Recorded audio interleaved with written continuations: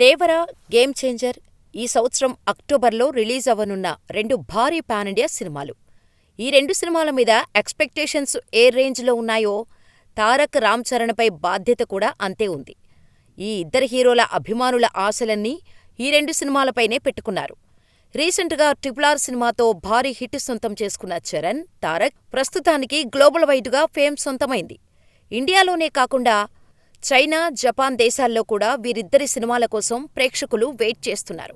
ఇక మిగతా సినిమాల్లో ఉన్న తెలుగువారి గురించి చెప్పాల్సిన అవసరం లేదు. ప్రతి ఒక్కరూ ఎంతో నమ్మకంతో, ఎన్నో ఆశలతో ఈ రెండు సినిమాల కోసం వెయిట్ చేస్తున్నారు. అయితే తమకు వచ్చిన గ్లోబల్ వైడ్ ఫేమ్ను ఈ ఇద్దరు గ్లోబల్ స్టార్లు ఎంతవరకు సద్వినియోగం చేసుకుంటారు అన్నదే మెయిన్ క్వశ్చన్. రామ్ చరణ్, ఎన్టీఆర్ ఇద్దరూ పెద్ద స్టార్లే, మంచి నటులే, అందులో డౌట్ లేదు. అయితే సోలోగా 1000 కోట్ల కలెక్షన్స్ సొంతం చేసుకోగలరా? 550 కోట్లతో RRRను తెరకెక్కిస్తే దాదాపు 1400 కోట్లు సొంతం చేసుకుంది. దానికి కారణాలేంటి? ఒకటి, రాజమౌళి. బాహుబలి సినిమా తర్వాత రాజమౌళి క్రేజ్ నెక్స్ట్ లెవెల్కు వెళ్ళింది. సౌత్లోనే కాకుండా బాలీవుడ్లో కూడా రాజమౌళి సినిమా కోసం జనాలు వెయిట్ చేసే పరిస్థితి వచ్చింది. మరోపక్క ఇద్దరు టాలీవుడ్ సూపర్ స్టార్లు ఒకే సినిమాలో కనిపించటం. బేసిక్గానే టాలీవుడ్లో మల్టీస్టారర్లు చాలా తక్కువ. అందులోనూ ఎన్టీఆర్, రామ్ చరణ్ వంటి ఇద్దరు భారీ హీరోలు ఒక్క స్క్రీనుపై కనిపించటమంటే అభిమానులకు పిచ్చెక్కిపోయే విషయం. అందుకే అభిమానులు తండోపతండాలుగా థియేటర్లకు తరలివచ్చారు. ఇక తెలుగు రాష్ట్రాలకు సంబంధించిన స్వతంత్ర పోరాట యోధులు అల్లూరి సీతారామరాజు, కొమరం భీం వీరిద్దరిపై సినిమా అనగానే ఆంధ్ర, తెలంగాణ అని తేడా లేకుండా ప్రజలు సినిమాకు జేజేలు కొట్టారు. అందులోనూ రామరాజు క్యారెక్టర్ నార్త్ ఆడియన్స్కి బాగా కనెక్ట్ అవటంతో ఈ సినిమాకు అడ్డు లేకుండా పోయింది. కానీ ఇప్పుడు పరిస్థితి అది కాదు. రాజమౌళి లేడు, మల్టీస్టారర్ సినిమా కాదు. ఇప్పటివరకు ఎన్టీఆర్ హయ్యెస్ట్ కలెక్షన్ దాదాపు 150 కోట్లు అరవింద సమేత వీరరాఘవ సినిమాతో ఈ కలెక్షన్ సొంతం చేసుకున్నాడు. ఇక రంగస్థలం సినిమాతో 200 కోట్ల క్లబ్బులో చేరాడు రామ్ చరణ్. ఇప్పుడు సోలోగా వచ్చి 1000 కోట్లు సొంతం చేసుకోగలరా? కెరీర్ బిగినింగ్ నుంచి ఎన్నో అద్భుతమైన సినిమాలు అందించిన కొరటాల శివ ఇప్పుడు దేవర సినిమాతో ప్రేక్షకుల ముందుకు రానున్నారు. అయితే ఆచార్య దెబ్బ ఇంకా ప్రేక్షకులు మర్చిపోలేదు. 10 ఏళ్ల తర్వాత టాలీవుడ్లో రీఎంట్రీ ఇచ్చిన మెగాస్టార్ చిరంజీవి ఖైదీ నెంబర్ 150, సైరా నరసింహారెడ్డి వంటి సినిమాలతో మంచి సక్సెస్ సొంతం చేసుకున్నారు. అయితే ఆ తర్వాత వచ్చిన సినిమా ఆచార్య. ఈ సినిమాలో రామ్ చరణ్ కూడా ఒక ప్రధాన పాత్ర పోషించారు. రంగస్థలం తర్వాత ఆచార్యలో కనిపించారు రామ్ చరణ్. అయితే ఈ సినిమా రిజల్ట్తో మెగా ఫ్యాన్స్ డిస్టర్బ్ అయ్యారు. అయితే ఆచార్య తర్వాత మళ్లీ దేవరతో మన ముందుకొస్తున్నారు కొరటాల శివ. ఈసారైనా ప్రేక్షకులు మెచ్చే సినిమా ఇస్తారా? మరోపక్క శంకర్ అద్భుతమైన దర్శకుడే, అందులో ఎటువంటి సందేహమూ లేదు. నేషనల్ అవార్డు సొంతం చేసుకున్న గొప్ప దర్శకుడు. జీవితకాలం చెప్పుకునే రేంజ్ సినిమాలను తన కెరీర్ ఆరంభంలోనే తీశారు శంకర్. కానీ ప్రస్తుత పరిస్థితి ఏంటి?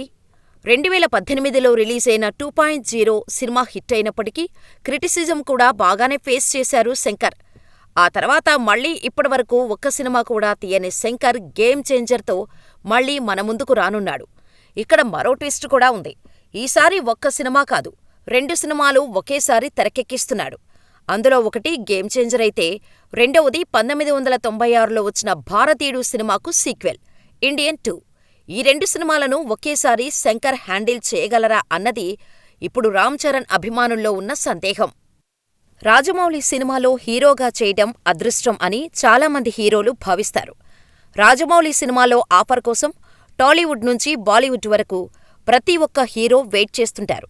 అయితే ఇక్కడే ఉంది అసలు సమస్య. రాజమౌళి సినిమాలో హీరోగా నటించిన తర్వాత ఆ హీరోకి మళ్లీ హిట్ రావడానికి కొంచెం టైం పడుతుంది. రాజమౌళి సినిమా తర్వాత ప్రతి హీరో వరుస ఫ్లాపులతో సతమతమైనవారే. రాజమౌళి కెరీర్ స్టార్ట్ చేసింది స్టూడెంట్ నెంబర్ 1తో. ఇది ఎన్టీఆర్కు హీరోగా రెండవ సినిమా.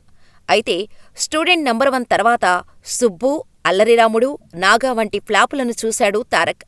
మధ్యలో ఆది ఒక్కటే హిట్ సినిమా. ఆ తర్వాత మళ్లీ సింహాద్రిలో కనిపించిన తారక్ ఆంధ్రావాలా, సాంబా, నా అల్లుడు, నరసింహుడు, అశోక్ వంటి సినిమాలతో ఫ్లాపులను చూశాడు. ఇక యమదొంగ తర్వాత కూడా అదే పరిస్థితి.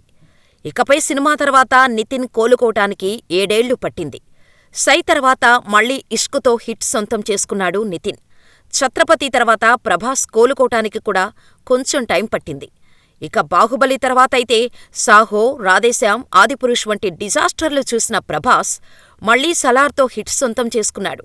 విక్రమార్కుడుతో బ్లాక్ బస్టర్ ఇచ్చిన మాస్ మహారాజా రవితేజ కూడా మళ్లీ హిట్ కొట్టడానికి టైం పట్టింది.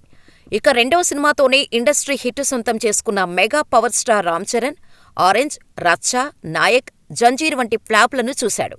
ఇక సునీల్, నానీల పరిస్థితి కూడా ఇదే. మర్యాద రామన్న తర్వాత సునీల్, ఈగా తర్వాత నాని హిట్లు సొంతం చేసుకోటానికి కొంచెం టైం పట్టింది. మరి RRRతో భారీ హిట్ సొంతం చేసుకున్న ఈ ఇద్దరు స్టార్లు రాజమౌళి ఫ్యాక్టర్ను దాటి బయటపడగలరా? ఏది ఎలా ఉన్నా everyday is a fresh day.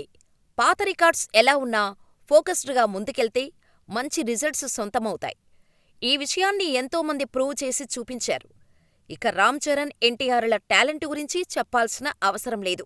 అందులోనూ ఈ ఇద్దరు స్టార్లు కెరీర్ పీక్స్లో ఉన్నారు.